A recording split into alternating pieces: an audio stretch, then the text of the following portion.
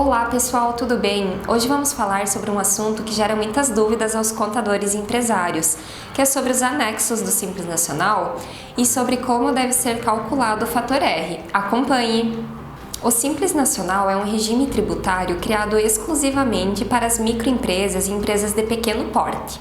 Esse regime foi instituído pela Lei Complementar nº 123 de 2006 e seu principal objetivo é unificar o recolhimento mensal dos impostos, tornando esse processo menos burocrático e custoso. Uma empresa que é tributada pelo regime do Simples Nacional pode ser enquadrada em 5 anexos, os quais contêm informações que utilizamos para encontrar o valor do Simples Nacional a recolher.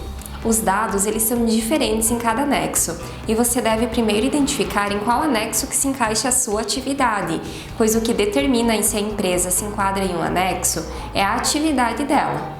O que difere a tributação a ser paga em cada anexo é a alíquota de cada faixa de faturamento e o valor a deduzir, bem como o percentual de repartição dos impostos de acordo com a atividade. Por exemplo, as empresas de comércio se enquadram no anexo 1, empresas que são do ramo industrial se enquadram no anexo 2.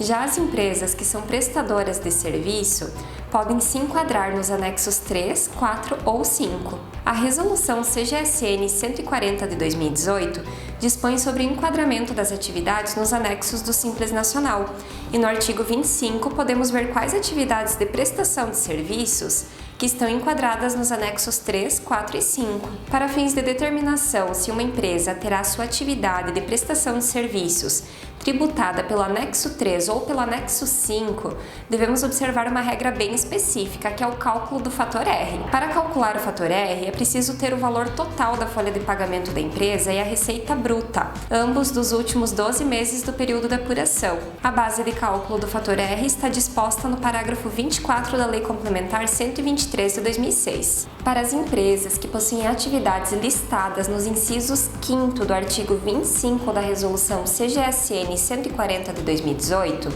elas deverão efetuar o cálculo do fator R, e quando esse fator for igual ou superior a 0,28, a tributação será pelo anexo 3, e quando esse fator R for inferior a 0,28, a empresa será tributada pelas alíquotas do anexo 5.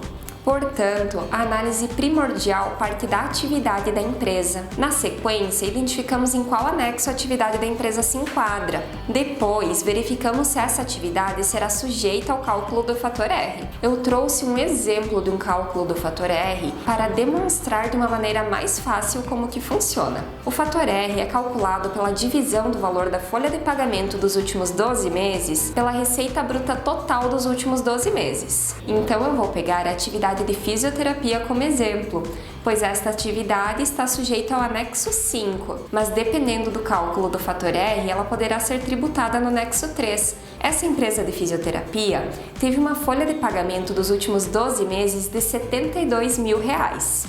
E ela apresentou também uma receita bruta total dos últimos 12 meses de R$ 120 mil. Ou seja, neste mês, essa empresa teve um fator R de 0,60. Logo, ela será tributada pelo anexo 3. Contudo, se a empresa tivesse apresentado uma folha de pagamento dos últimos 12 meses de R$ 26.400 e tivesse uma receita bruta acumulada dos últimos 12 meses de R$ 120 mil, o fator R seria de 0,22. Portanto, nesse exemplo, como o fator R foi inferior a 0,28, ela será tributada no anexo 5. Por isso, pessoal, é fundamental efetuar a análise da atividade da empresa, identificar em qual anexo de tributação que ela está sujeita e, se necessário, efetuar os cálculos do fator R, para identificar se a tributação será aplicada mediante o anexo 3 ou anexo 5, para o caso dos prestadores de serviço. Lembrando que o anexo 3 é um anexo menos oneroso para as empresas, por isso é tão necessário analisar todos os pontos. Certo, pessoal?